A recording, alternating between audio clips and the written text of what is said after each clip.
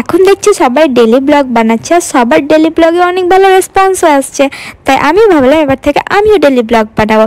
আসসালামু আলাইকুম, আমি রোজ। আর আজকে সকাল সকাল উঠে আমি ফোন হাতে ধরে নিয়েছি, কারণ আজকে আমি পুরো দিন কি করছি সেটা আমি আমার ফোনে রেকর্ড করব। সকালে জানলা খুলেই দেখো কি সুন্দর ভিউ, তারপর দরজা খুলে এই ভিউ। আমার কিট্টিগুলো সব উঠে গেছে, আমার মা এদেরকে সকালবেলায় উঠিয়ে ছাদে নিয়ে যায়, আর ছাদ থেকে এরা হিসু টিসু করে আবার চলে আসে। আর এই দরজা খুলে দেখছি আমার জিমিকেও সকালবেলায় বের করে দেয়। আমাদের এই সাইডটা পুরো মাঠ, তো কোনো প্রবলেম হয় না, ওরা বিন্দাস ঘুরে বেড়ায়। আর এ হচ্ছে আমার সেরু এখানে বসে বসে রোদ পোহাচ্ছে।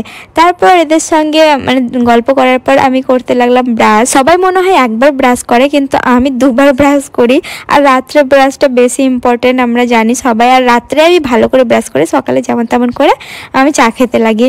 আর এই দেখো আমার সব লালু ভোলু ধলু কালু সব খেলা করছে। যেন পৃথিবীতে দুই ধরনের মানুষ আছে, এক ধরনের মানুষ যারা চুপচাপ ব্রাশ করে নেয়, আর এক ধরনের মানুষ যারা ব্রাশ করতে করতে গোটা ঘর ঘুরে নেয়। তো আমি হচ্ছে সেকেন্ড টাইপের মানুষ, যে ব্রাশ করতে করতে সব কিছু কাজ করে নিই। আর আমার মাছগুলোকে আমি খাবার দিয়ে দিলাম, আর মাছগুলো কত খুশি, দেখো সব লাভ পাচ্ছে।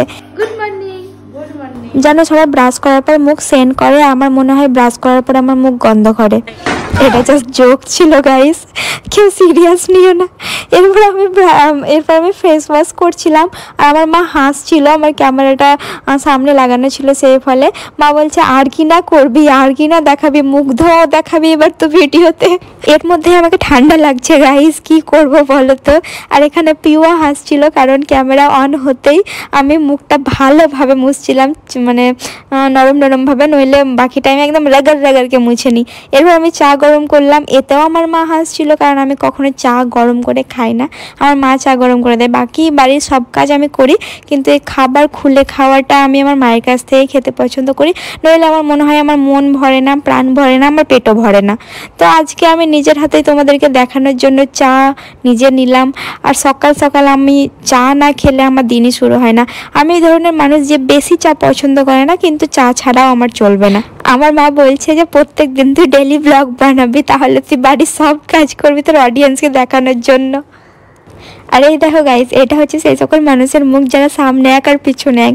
তোমার সামনে তোমার তারিফ করবে, আর পিছনে লোকের সামনে গিয়ে বদনাম করবে। আর এটা হচ্ছে সেই সকল মানুষের মুখ যারা জেনে বুঝে সামনের মানুষের মনে দুঃখ দেয়, কারো ভালো দেখতে পারে না।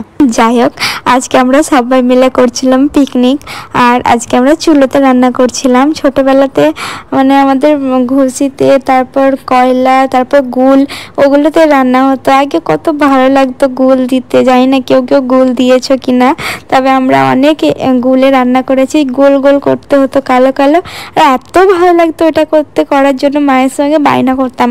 আর এখন তো আমাকে টাকা দিলেও করতে আর ইচ্ছা করবে না মনে হয়। তবে হ্যাঁ, স্মৃতিটাকে মনে করার জন্য এক দুবার করতে ইচ্ছা করবে, কিন্তু ছোটোবেলার মতো ক্রেজ নেই। আর কে এরকম চুলোতে রান্না খেয়েছো, মানে চুলোর রান্না খেয়েছো, অবশ্যই জানাবে। আগে আমার মারা কত কষ্ট করতো, তাই না? এভাবে চুলোতে রান্না করতো। এই শীতের টাইমে সামান্য চা গরম করার জন্য আবার মানে চুলোতে যেতে হতো, খড় দিয়ে রান্না করতো। মানুষ যত সুযোগ সুবিধা পাচ্ছে, ততই যেন মানুষের মধ্যে থেকে সব খুশিগুলো হারিয়ে যাচ্ছে। আগে মানুষ এভাবে কষ্ট করে রান্না করে খেত, তবুও মানুষ কত খুশি থাকতো। অত ভাট বকে লাভ নেই, আগে নিজের ঘর গুছিয়ে নিই। তো এই চাদরটাকে আমি ভাঁজ করছিলাম, আর চাদরটাকে দেখো আমার ছবি প্রিন্ট করা আছে, তবে কত সুন্দর। আর চাদরটাকে গুছিয়ে আমি এক সাইডে রেখে দিলাম। আর এই ব্ল্যাঙ্কেটটা আমি গুছাবো না, কারণ এটাকে আমি ছাদে নিয়ে যাবো, আমি রোদে দিব, সূর্য মামাকে দেখাবো এই চাদরটার মুখ। আমি দেখো পিঙ্ক কালারের, আমি চাদর না সরি ব্ল্যাঙ্কেটস, পিঙ্ক কালারের আমি ব্ল্যাঙ্কেট কিনেছি। আর বিছানাটা আমি এরকম করে ঝেড়ে নিচ্ছিলাম, আর ভিউ লাগিয়েছিল হোম থিয়েটারের গান, তো একটু ডান্স করলাম। তারপর আমি ছাদে গেলাম, আর আমার সূর্য মামাকে দেখাচ্ছিলাম। সূর্য মামা দেখো পিঙ্ক কালারের ব্ল্যাঙ্কেট। আর আমার এই জিমু বাবু আদর খাওয়ার জন্য চলে এসছে, ওকে সারাদিন আদর করো, সারাদিন এরকম করবে। তারপর আধ ঘন্টা ফোন ঘেটে ভিডিও আপলোড করে আবার চলে গেলাম ছাদে। এই কাপড়গুলো তুলে নিয়ে আসলাম। এগুলো আমি করি বাড়িতে, এই টুকটাক এই কাজগুলো, এগুলো আমারই কাজ। আর বাকি রান্নার কাজ আমার মা করে, বাকি অন্য কাজের জন্য একটা মাসি আছে। মা ছোটোবেলা থেকে, মানে আমি যখন ছোটো ছিলাম, মারও ছোটোবেলা থেকে মা অনেক কষ্ট করেছে। তা আমি এখন আর চাই না মা কোনো কষ্ট করুক, মাকে যতটা সম্ভব আমি চাই যে আরাম দেব। তারপর আমার কিটিদের সঙ্গে, চালিদের সঙ্গে অনেকক্ষণ খেলা করলাম, একটু ডান্স করলাম।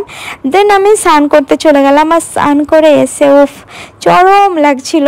এই শীতে আমার সব থেকে মজা লাগে স্নান করতে, আর স্নান করে এসে এই ছাদে রোদ মানে রোদ পোহাতে, এই ভেজা চুল আর এই ব্ল্যাঙ্কেটের ওপরে শোবো আমি চৌকির ওপরে, আর চুল শুকাবো আর ফোন ঘাটবো, এই ফিলিংটা চরম। এবার আমি একটা নৃত্য করবো, মানে স্টেপ করবো। তোমরা বলো তো এটা কোথাকার নৃত্য, দেখি কে বলতে পারছো। তো চলো গাইজ, এবার আমি ঘুমাবো। তোমাদের সবাইকে গুড নাইট। লাঞ্চ করবো না, ঘুমাবো। রাত্রে 8টায় উঠবো। Bye, thanks for watching. দেখা হচ্ছে নতুন কোনো ব্লগে। আল্লাহ হাফিজ। দোয়া में याद रखना।